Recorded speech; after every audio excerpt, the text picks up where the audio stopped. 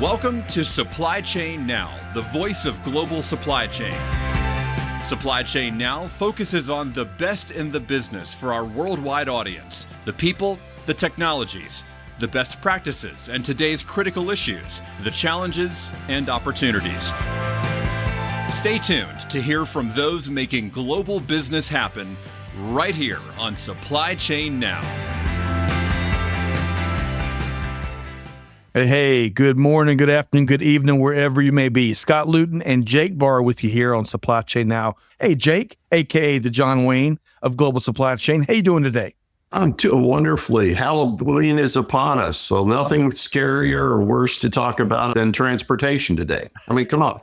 That's right. We were talking a little bit about Halloween in the pre-show, including the massive amounts of candy inventory that the Barr household gives away. We'll have to touch on that in a later show maybe. But wonderful show here today. Great show here today. Very timely and relevant. We dial it in on taking your inbound and outbound logistics to the next level.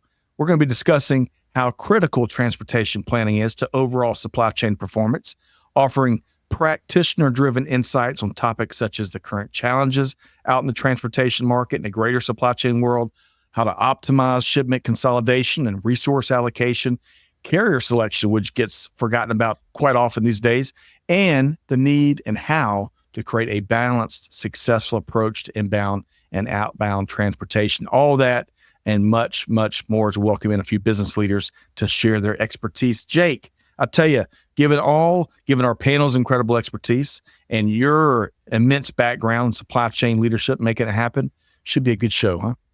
Be a great show. You know, the amount of chaos that we go through anymore on an average day and week to manage it, just even a basic supply chain operation, being able to have the right kind of solution sets to help mitigate some of those chaotic disruptions is critical. That's right. Well said. Looking forward to diving in. Okay, folks. Jake, I am going to welcome in our esteemed panel here today. Looking forward to learning from Kristin Kay, Senior Design Lead with Manhattan Associates, and her colleague, Laura Beth Andres, Solutions Consulting Advisor with Manhattan. Hey, Kristin, how you doing today? I'm having a great day. You are, and you got a big end of the week coming. We may touch on that later. And Laura Beth, how are you doing today? Great. Can't complain. Can't complain. That's right. We get a break from summer weather here in Metro Atlanta, and it's a beautiful, beautiful day. All right, Jake, it's important that we don't leave anybody behind here. And everybody knows we love nicknames around here, right? But it just so happens that Kristin and Laura Beth come with nicknames here today. So folks, when we say KK, of course, we're referring to Kristin Kay. And when we say LB, we'll be referring to Laura Beth Andres. So don't want to lose anybody here today. But secondly, Jake, now that we've level set there, we've got an interesting, fun warm-up question, really for all three of y'all. And I'm going to start, KK, with you. Tell us one thing that a lot of folks don't know about Laura Beth. I would say one thing people might not know about Laura Beth is she is an amazing mom of two of the coolest kids that I've ever met. They are so cool, but she has a great surprise plan for them. She got them a Disney cruise for Christmas. But the thing you might not know is the real reason she picked a Disney cruise is because she heard how amazing the kids club is. She gets to drop them off all day and go to those adults only zones for a drink in her hand. I highly recommend it, LB, because truthfully, I've done it with my grandchildren. It works wonders. Oh, man, I am jealous. So, LB, that's down to your kids get the cool factor from you or your significant other? I think my significant other. Okay. All right. One. Fair enough. Fair enough. So tell us, LB, if you would, one thing that most folks don't know about Kristin. Well, KK has a bit of a celebrity factor in her family. She just went to the premiere of a PBS documentary all about her grandfather called Grace Ball because he played for the Yankees in his earlier years. And the whole family is obviously watching the World Series. They're a little bit bummed, but they're true fans and they'll absolutely tune in tonight. KK, congratulations. Scott is a wannabe. He's a Braves fan. That's true. That's true. It's not our year. But as we learned in the pre-show, thank you for sharing, LB. Bobby Richardson, KK, I think is your grandfather's name. Is that right? That's right. Played second base for the Yankees, and I can't wait to check out the documentary. So that is awesome. Okay, before we move on, Jake, there's one thing I learned in the green room I did not know about you. Please do share one element of your global travels with everybody here. Oh, I've been to all the what have been titled the 7 wonders of the world, right? Now, so that's remarkable. I'm not sure if I've met anyone in all of my journey that's made that accomplishment. What was your favorite one of the 7? They're all unique in their own right, but as you know, Scott, I am a massive history buff. And so Machu Picchu, highly recommend. The experience of walking on the Great Wall of China, I highly recommend. You could say something positive about all of them, but it grounds you in the humanity of the world, and more importantly, the fact that we are here but for a brief period. Well said, Jake. Well said. So with that, we got to get to work. Maybe, who knows? Maybe we'll take a Disney cruise and do this next time. Disney cruise, watching a documentary, heading to Machu Picchu next time. How about that? We'll see. We'll see if we can make that happen. So this is what we want to do, LB and KK. Let's make sure context is so important, right? In this ever fast-moving world we're in. I want to start with providing our global audience some valuable context. So, Kristin, if you would tell us briefly about your background and what Manhattan does in a nutshell. Absolutely. So I started about 14 years ago at Manhattan Associates in implementation. I've been implementing TMS for about 14 years and moved into the design role, that solution architect coming in and deciding how is this going to work with your requirements and your network, and also integrating with your secondary, tertiary systems to make sure we can support you all the way through go live. And as a part of that, I've been involved with a lot of the sales cycles, project estimations, implementation all around, and keeping our product management aligned with what customers are asking for. So that's been my background implementing the TMS. And then in terms of Manhattan Associates, if you haven't heard of us, we're a software company based here in Atlanta, but really with a global presence, offices all around the world. And we specialize in supply chain and omni-channel commerce solutions. So we provide software for managing and optimizing warehouse operations, transportation, inventory, and order management. And we focus on unifying what previously have been very siloed solutions to open new opportunities for efficiency and collaboration inside of these supply chains that we're challenged with. Supply chain unity is a wonderful, wonderful thing, Kristin. And man, what an incredible 14 plus years that your career has already been. You were sharing about some of the big things you did right out of the gate in the grocery industry. So welcome. LB, on a similar angle, would love to learn a little bit more about your background. If you'd share more. Yeah. So my first job out of college was actually in operations with Coca-Cola. So I was a route planner there, making sure that everyone had their Coca-Cola when they needed it. And then I moved into Manhattan Associates, also in the implementation side. So I was in implementation for about 6.5 years, designing, implementing solutions. And then I moved into our sales team to support our account managers, account executives when we're going in with opportunities and prospects to really be the transportation expert, making sure that our solution can actually fill the holes and make sure that we can provide the ROI that our customers are looking for. So Jake, I tell you, between KK and LB's experience, and of course also what you've done in global supply chain, I think we've got an outstanding conversation teed up here today. High-powered talent, and KK undersold because she's a Clemson grad and she was also a math geek. So she and I both were doing homework for other people in college, apparently. Okay, fair enough. And yes, a fellow Clemson Tiger, but her proper, as that's where she graduated from. So it's great to have both of y'all here. So much to get into. And let's do this. Let's set the table a little bit more. Y'all work, both of you individually, and of course, by extension, your team work with a wide variety of industry leaders across the globe. What challenges, I'm posing this to you, KK, first, what challenges do you regularly see out in the marketplace, especially when it comes to our topic here today, which is inbound and outbound transportation planning? Your thoughts, KK? So one of the major issues that I find recurring when it comes to combining the concepts of inbound and outbound transportation and optimization is the risk that you'll spend time and effort making a plan that has to be majorly undone and redone by someone else. that has more or better information down the line in the process. So a lot of people are hesitant to make a plan that has to cause a lot of manual work to get more involved. So what we want to inspect is what information is available. A lot of it comes down to your driver availability. What hours of service do you know? A lot of our larger dedicated customers can't assume things that you can with a private fleet about full hours of service or location or what they did earlier in the week. So those are a lot of the constraints that challenge the ability to include inbound and outbound in the same plan. Yeah, that's good stuff there. And Jake, really quick before I go to LB, that risk of having to rework the plan over and over again, and all the resources and that it brings, and the friction it can create, the burnout it can create. That is a big risk that might go underreported in many circles, huh?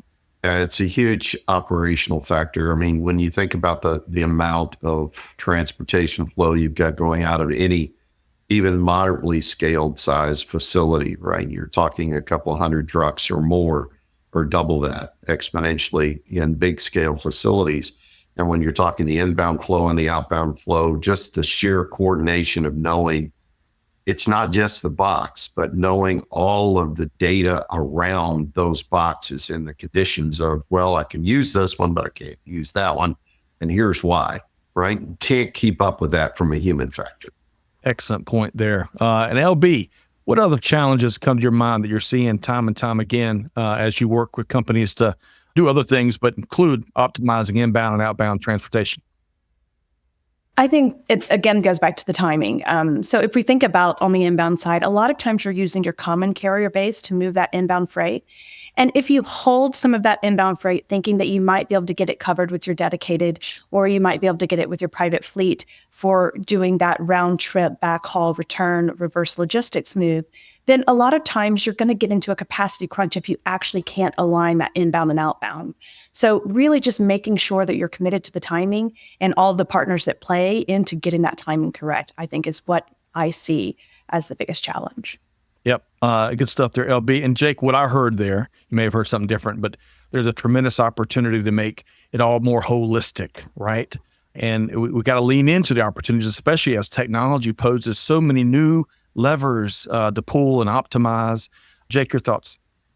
Yeah, Scott, you have to remember that in a operation, fundamental, whether it's a DC, a plant, whatever, it's a living, breathing organism, right? And unfortunately, you've got a plan, but the plan is constantly being changed or updated. And so fundamentally, when you're thinking about how do I know whether I'm going to be able to use a round trip situation, or how do I even factor in what the capacity is? Inbound flow, and if I'm using someone that may be, for example, a private fleet, how am I factoring in the horizon of what my schedule looks like and how it just changed, right? Well, in a traditional operation, someone's taking that offline and looking at it. You don't have the time to take it offline. If you're really going to squeeze the pennies and make the operation move and automate the processes, you've got to be able to view it as these are separate data sources. They have to be ingested together, and you've got to run a solver to be able to optimize that. Outstanding. We all need more solvers in our organizations and maybe our homes. And maybe the Braves will get one next year. Okay? Oh, all right. So, hey, really quick before we move on. So now we've learned a little more about KK and LB. We've added some context to some common challenges we're seeing out there as it relates to transportation. We're about to move more into the topic here today, optimizing inbound and outbound logistics for supply chain efficiency. It's a beautiful thing. Okay, we got our topic. We've set the table. Now we're going to unpack kind of the main plate here today. So I want to start, though, with a fundamental question. And I want to start with you, LB, here. Would you speak to the role of transportation planning, the critical role of transportation planning when it comes to boosting overall supply chain performance? Yeah, I think you have to kind of ask yourself, how do we measure performance? Each organization measures performance differently. And I think that's the crux of really trying to understand how transportation can impact your performance. Maybe it's that you need to make sure that your customers are being served and serviced in a certain time period that your sales team has sold them on. Maybe it's 2 days, maybe it's 3 days that you have to make sure those goods are there. Or maybe it's that I have to squeeze as much money out of the transportation operating budget as possible because that was my direction from my superiors. Or maybe it's that I actually just need to make sure that I'm keeping my warehouse operating smoothly. I'm getting the right work to the floor at the right time so that I'm not only doing my planning, but I'm also impacting positively my warehouse operations. So after you figure out what that performance metric is and for your organization, then you can go into things like, if I'm looking at delivering at a very small time period, 2 day, thanks Amazon, then you can look at maybe thinking about dynamic cross-docking network structures or maybe relay points in your network so that that freight is continuously moving, right? Without the cost of those team drivers. Or maybe when you're thinking about you're reducing the transportation cost overall, then you're thinking about optimization, continual optimization, making sure that if any new orders come in, they're being placed on an existing truck before we create a new truck to go out on the road, because every truck costs money. Or maybe looking at mode shopping, because if I am not grounded by when I have to get these goods to my customer, but based on my sales team, then maybe I could look to a little bit more of a elongated mode delivery schedule, but reduce costs, right? And then finally, smoothing the operations from planning to execution. That's Manhattan Active Supply Chain. If you don't know, Manhattan's Active Supply Chain solution is Manhattan Transportation and Manhattan Warehouse Management on one single application. So in transportation planning, I can look to the warehouse. I can see what tasks are needed, and I can make sure that I'm fulfilling all of those tasks in the warehouse with the work that I'm sending to the floor. So really being able to take away those silos and have that seamless optimization across transportation and warehouse management. Oh, we could do a whole series, I think, based on that response there. There's two things, Jake, two important things I heard of I'd love for you to weigh in on. First off, how we measure what's important and how kind of everything cascades down from there is where LB started. And then kind of one of the big opportunities, advantages, whatever the right word is, that she ended on was integrating our transportation and our warehouse management from a technology standpoint, taking the silos that can exist in so many organizations out of the equation. What'd you hear there, Jake? Well, let's be very blunt and keep it real. She listed multiple things that I may want. Well, actually, I'm in the camp, and most of her clients are as well. They want all of it, right? Not just one of them. They want all of them. So it speaks to the need to actually be able to look across all these, think about them as outcomes, and still be able to solve and optimize against the collective, right? Now, the second piece is equally important. Look, the days of being able to work in a siloed architecture, like WMS, completely different than my TMS, which is different than my order management solution, which is different than my executional planning horizon, right? For product production, et cetera. They're gone, right? The amount of change and updates that you have to do to manage not only the chaotic demand volatility, but also the marketplace realities. I mean, last time I checked KKLB, the transportation volatility has been going through the roof in terms of carrier A versus carrier B on-time performance, on their capability to deliver, not only getting to the place where they need to pick it up, but also getting to the destination. So when you've got that amount of dynamic nature, the need to bring these together so that you can optimize the full end-to-end flow is critical. Yeah. Well said. Well said. And I love the keep it real moments. So important. We got to find more unification for sure. All right. KK, I want to ask you about when it comes to optimizing shipment consolidation so we can reduce costs and improve those delivery times that, that new expectations continue to impact every single hour, it seems. What would be some of your advice there? I think it takes Jake and I back to our nerdy math classes. It's not hard to, if you have constraints, then model costs and minimize it. That's the easy part. The hard part we find is, what are the right constraints? what are the constraints that you can control? And what are the constraints that you can't control that have to be honored? What are things that you could be adjusted and made more flexible with work from IT or operations? And what are things that you as a company and operations cannot bend on? And we find that sometimes these things change over time. In times of plenty, maybe customer satisfaction, on-time delivery, delivering exactly in a certain window becomes the most important. But when times get a little tougher, economy takes a turn, we'll open those windows wide up. As long as we can reduce trucks and reduce miles, we'll save the money and we'll be flexible at the stores or at the vendors. So I find that what we need to do is look at what are the constraints that we're operating within? What can we move? What can we change with changes in IT and operations? And what can we not move? And then within that, how are we going to model our costs? Because modeling costs comes down to one thing if you're talking about labor in the warehouse versus the work your dispatchers are doing, touching a million pieces of paper versus the amount of work done to decide, am I making the right appointment time? So there's a lot of different costs. And a lot of times we just focus on a freight and an accessorial charge, right? So we need to think about all the costs that are involved to both reduce the amount of interaction that you have to have, but then also be completely aware and blunt about what constraints we can control and what can we not control. The days of us trying to think about those constraints as being single variable that apply to all the business are gone, right? So you've got to solve now for, oh, wait, KK, I actually, this segment of the customer base, I want to solve this way. And this portion of the customer base from a channel perspective, I want to solve differently. Excellent point. And I love two main themes I heard there. First off, math still wins. KK, Jake, and LB, right? Math still wins. And the importance of constantly challenging assumptions, how we've always done it, and what those norms that has led to. And Kristin, I heard a lot of that in your response there. Let's kind of take it up a notch or two and talk about some strategies here that supply chain leaders can consider when looking to strike that important balance, right, when it comes to inbound and outbound transportation, so we can really maximize our ability to streamline overall logistics operations and, as Jake said, those critical outcomes and the performance. LB, tell us more.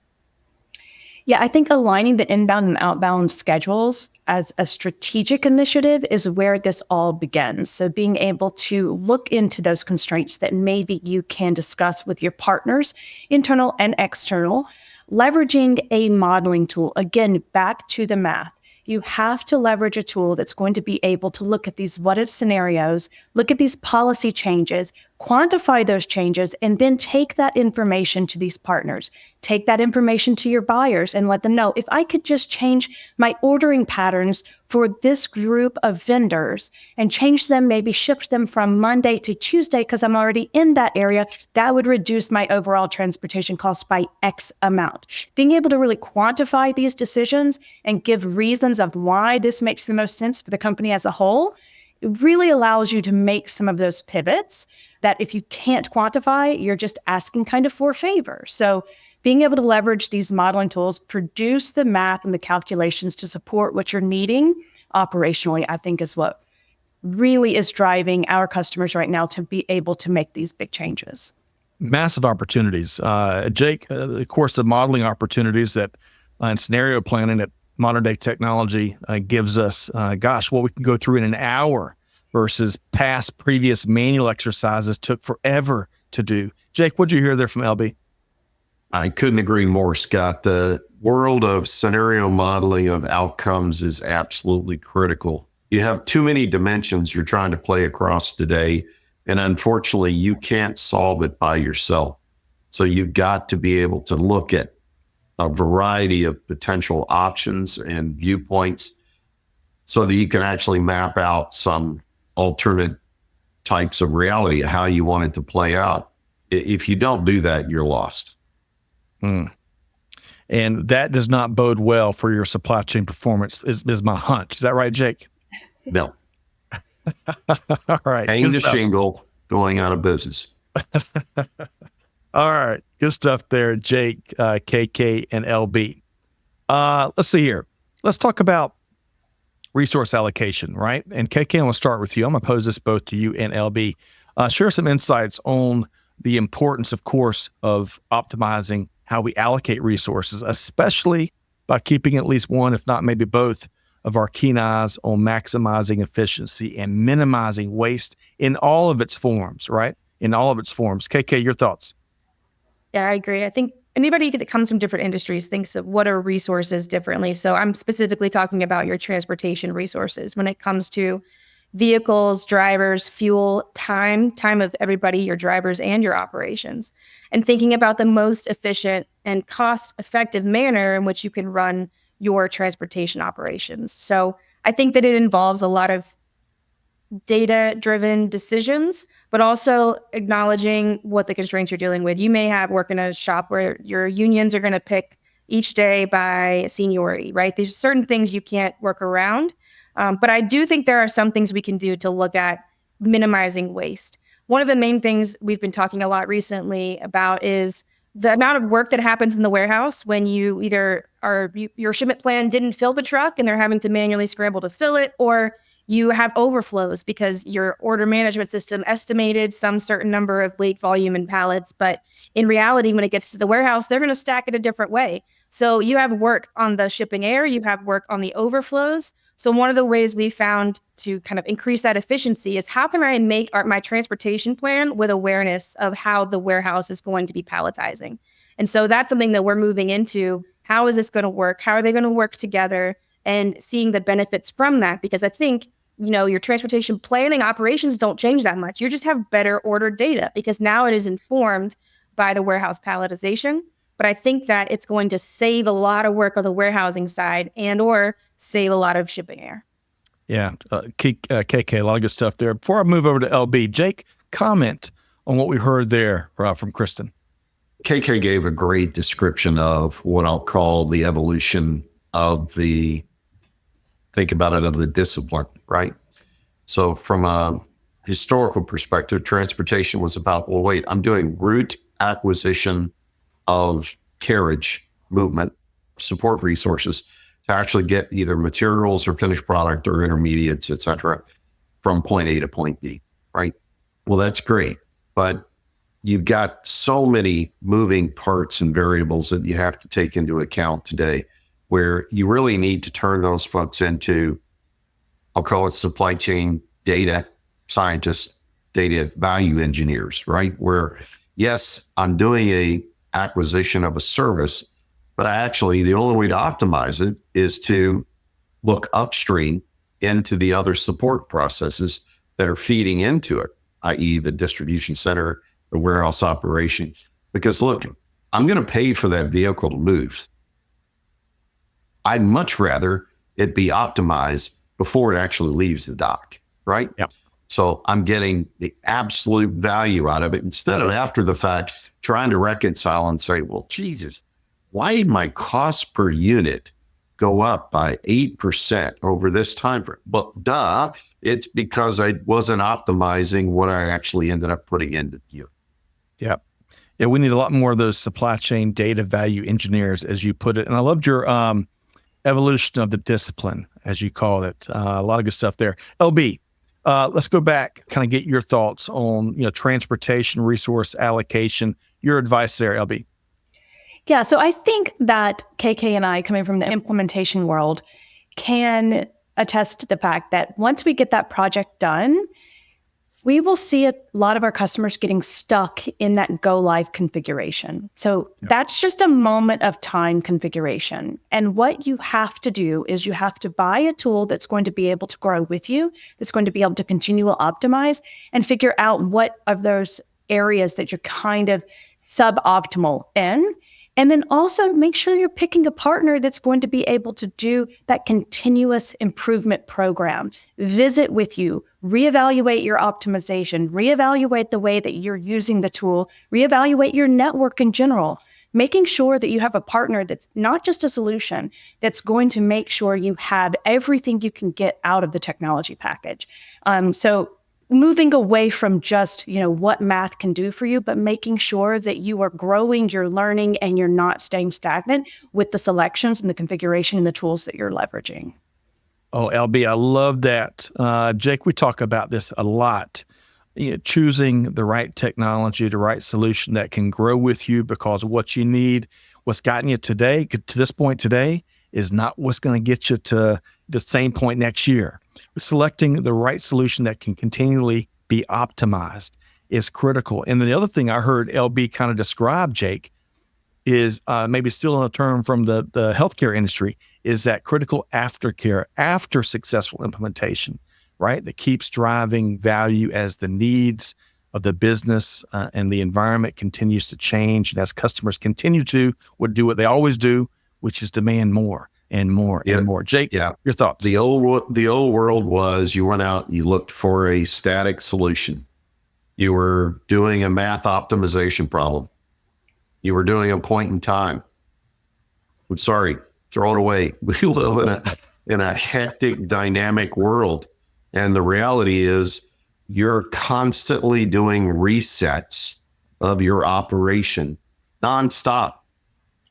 The chaos is only increasing. So the idea that I can have a static fixed point in time, no, you're going to continue to need to, I call it the self-healing supply chain, right? Fundamentally, you're going to continue to need to adjust the way the unit op runs in order to get the outcomes. And unfortunately, we sell into channels where they change their minds, right? Right. What was important to them yesterday is a little bit different today. And so I can't just have a fixed static way. I've got to be able to come in, change the parameters, change the setup, and then allow it to run and optimize again. You paint a beautiful picture there, Jake. Certainly. It's an ugly picture. It's not a beautiful picture, but it's real world. It's why we call it supply chain gainful lifetime employment. Okay.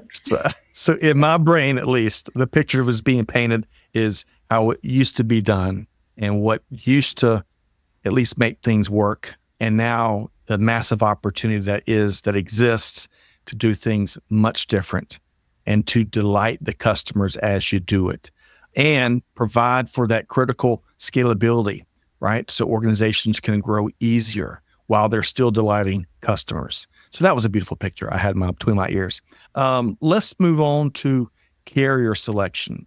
LB, just a second ago, actually you and Jake, I think Kristin was kind of alluding to this, selecting the right partner. Well, that also is important and can be at times, from what I've seen in my experience, an afterthought when it comes to carrier selection. Mm-hmm. So I want to ask you, KK, first, best practices for selecting the right carriers based on cost, capacity, service levels, and some of those other key factors. Your thoughts, KK? I think we've really seen the carrier selection market evolve, especially with the introduction of technologies such as Uber Freight, RXO, Emerge, all of these companies that are offering availability to more of a carrier base, but then also looking at, well, how do I guarantee that kind of service? So in looking at your business, do you need fast access to capacity or do you need that service level? Or what do we want, Jake? Both, right? So what we're looking at is how can we look at all of these options in one solve? How do I look at my existing contracts with my common carriers? How do I look at my dedicated and my private fleet? And how do I take into account these marketplaces at one time? Not in some kind of waterfall mentality, but with everything I have, what's the right solve to use multiple options across my network? Because you don't just want to pick one thing from a risk perspective. So I see a lot of people moving towards what's the right mix for my group, but how can my TMS help me make that decision? I don't want to make it so siloed that things can't be flexible because people might call out sick or the economy might change and the marketplace gets cheaper. How do I make the right choices without a large amount of pain on the maintenance perspective of my system? So that's what we see in terms of best practices. And then the next part is this word that gets thrown around a lot, but then what does it mean in reality for transportation, which is sustainability, right? So first we see a lot of people just gathering the data, right? What's the data in terms of who I select and what impact it has on my sustainability data? But then also we start to see, do I want any of these factors to start to affect my selection? Do I want sustainability or on-time ratio or tender reject ratio to be affecting my choices, or do I just want to measure it? So finding systems that let you both collect the data, but then also say, you know what, I think I'm going to start to use that information in my carrier selection to not just look at cost from a dollars perspective, but also from an impact perspective. I love that. Jake, before we move over to get LB's expertise here, I love the opportunity that Kristin talked about in taking our gains as a transportation, or as a supply chain team, and of course, infusing those. It makes so much sense, infusing those into how we select carriers that match what we're trying to do. Jake, what'd you hear there from KK? I heard what I love, which is math. Okay. Fundamentally, it is doing large scale problem solving. It's doing evaluation of discrete pieces of information and running it through trade-off. So it's doing optimization. It's doing analysis.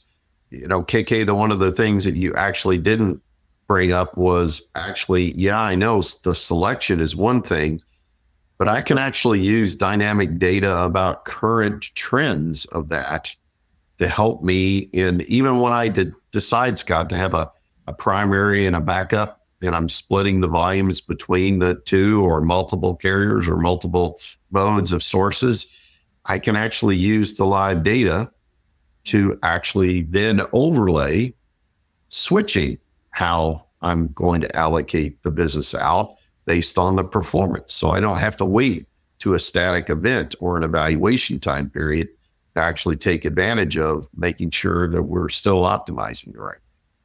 Excellent point, Jake. Selection is critical, but management of the carriers you select, which you're speaking to, is as important. LB, we're talking carrier selection and getting both you and Kristin to weigh in on some of y'all's expertise and advice there. What would you suggest? Yeah, I would say, Jake, the reason that KK didn't really talk about that is because that was my part of the answer. Oh, I know, but I was trying to give her street cred. Come on. So, cloud native architecture, right? That unlocks the ability to crunch this big data. You have to be able to pull in all of this real-time, true historical data to be able to predictably analyze what is the best carrier for this. It's not just about, okay, your performance and your historical, but it's also predicting what the future is going to hold based on your history. And that's what this cloud native architecture allows. I'm in sales, so here I've got to do it. The only transportation leader in the Magic Quadrant that is on a true cloud native architecture is Manhattan Active Transportation. So we can compute that big data. We can forecast. We can predictably analyze what we expect to happen based on all the data that we're collecting, caching, and crunching. All right, Jake, I bet that's music to your ears, but I want to speak for you. What'd you hear there from LB? The same thing. I mean, fundamentally, it's a big data solve problem, right? And we've got to come to grips with that, guys. Transportation at its very core is at the heart of large scale data problem solving. And you got to be grounded in that at your essence if you're going to be successful in trying to make both trade-offs and the correct decisions. And what LB added to it was the piece that I was trying to get at, which was the predictive nature of it, right? I've got so much chaos going on in my operation. I actually need to be ahead of the curve, not reconciling behind me on what happened. The only way to generate those better results is to predictably be able to get out in front of the conditions and to help course correct based on what's happening. Yeah. Jake, as you, all three of y'all have been sharing your responses and advice here today. You were talking earlier, Jake, about how painful, right, supply chain can be. And I hadn't used this little segment in a long time. But if you remember back, I think it was Rocky II, and Mr. T was Clubber Lang, right? And there was a reporter in that movie that asked Clubber Lang, what does the future hold with this big fight coming up? And he had a one-word response as he kind of grimaced at the reporter and said, pain. Pain. Right? But about 3 octaves lower and a lot cooler than I could do it. And so I promise this analogy's going somewhere. What we know, as sure as the sun is rising tomorrow, is that global supply chain brings chaos, brings pain, brings friction, brings surprises, you name it. All the more reason, right? All the more reason to change how business is done and pull all these incredible levers that we have sitting right in front of us that will position our team to find and deliver on more success easier for our customers, which has tremendous ripple effects. Those carriers we're talking about selecting, well, hey, they're looking for good business too, right? Doing business better, right? With our transportation planning, our transportation execution, makes us and our business more appealing for them. Team members, suppliers, the whole ecosystem, massive opportunity here. Jake, before I make sure folks know how to connect, we got some resources, folks, from the Manhattan team we'll share in just a second. We also make sure you know how to connect with KK and LB, who's going to be on a world tour like Taylor Swift soon with their supply chain prowess. But Jake, seriously though, all that kidding aside, the important moment that a lot of supply chain leaders are faced with here today is what we're talking about. Your thoughts? We've talked a lot about the operational box. We also need to talk about the macroeconomic effect that plays out in this very important arena. Fundamentally, KK and LB, we didn't even have time to get into, well, wait a minute, what's the current state of the transportation? The number of players and suppliers that are out there, the default rates and the folks that are going belly up at the moment because they can't finance, the operations based on the amount of freight that's available to move across the various modes. So when you take that into account, that just makes the need for what we discussed all the more important and mission critical. I would love to say we operate in an environment where things are simple. We don't. Supply chains are messy. They always have been. The issue that we're dealing with now is we don't live in a world of single variable failures anymore. We live in a world of multiple variable failures. I got a supplier dropping out on me. I've got a transportation partner dropping out on me concurrently. They're not doing one after the other, doing it at the same time. So the ripple effect of then trying to say, hey, I'm going to be Superman or Superwoman and run a pristine operation without dynamic support, your chance of success is minimal. That's right. You got a better chance maybe of picking the right lotto numbers. KK and LB and Jake, I really wish we could book in this with another hour, but I bet y'all have jam-packed schedules. I want to make sure we've got a couple questions we're going to pass along. And again, folks, we love making connections and helping our global audience make connections with our outstanding guests we have here at Supply Chain Now. So KK, let's make sure folks know how to track you down. But do you want to share a little good news of what the end of week poses for you and a friend? Sure, why not? We got time. So this weekend, me and my sister are going to see Taylor Swift in Indianapolis, and we're thrilled. I'm so excited, but it's going to come down to, I won't lie, when I'm going to be going past all of these places with this massive amount of people, I will think about a little bit the amount of product they had to get in there and how it affected transportation. But really, I'm probably just going to be singing and making bracelets. Well, all right. So first off, I can't wait for that blog article. Bank loan to pay for the trip. Oh gosh, goodness gracious. Yes. Taylor Swift is beloved all the world around, I'll tell you. But I look forward to that blog article on what Taylor Swift can teach us about global supply chain, Kristin, to your point. I should work on that. And secondly, beyond the concert, how can folks track you down to talk shop and talk about changing the game? To track me down, the best way would definitely be through LinkedIn or through LB. In implementation, you usually get to talk to me once you talk to LB. So, I'm happy to talk to anybody through LinkedIn. Wonderful, KK. I appreciate that. All right, so LB, first off, congrats on Manhattan's success. As you were touching on your earlier response, that is outstanding. I bet you love having all sorts of conversations with supply chain leaders that are looking to reach new heights of performance. So how can folks connect with you, LB? That's right. So we're going to post a link, I'm sure.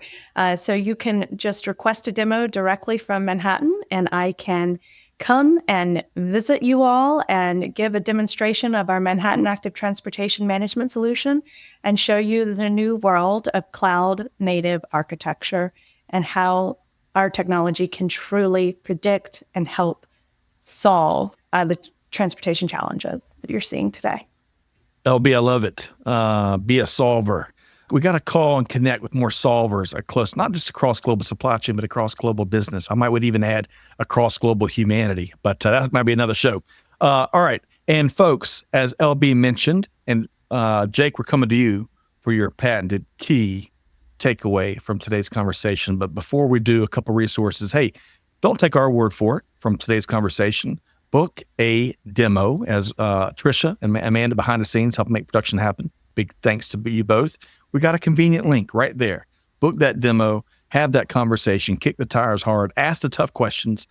I am confident after spending an hour with KK and LB, they take all the tough questions and probably give magical responses, is my hunch. Kind of like that Disney cruise you'll be on soon, LB. If you'd only known them decades earlier to where they could have done your math homework. So. That's right. I need help, man, especially with college calculus. Oh, my goodness. Folks, other resources. We got one more.